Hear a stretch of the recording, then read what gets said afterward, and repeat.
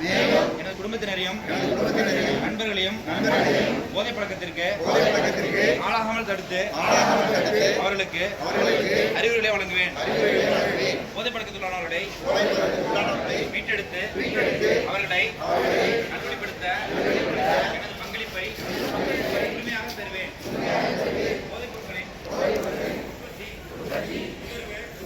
பயன்பாடு ஆகியவற்றிற்கு எதிரான தடுப்பு நடவடிக்கைகளின் போதைப் பொருட்களை தமிழ்நாட்டில் வேலையிருக்க அரசுக்கு துணை நிற்பேன்.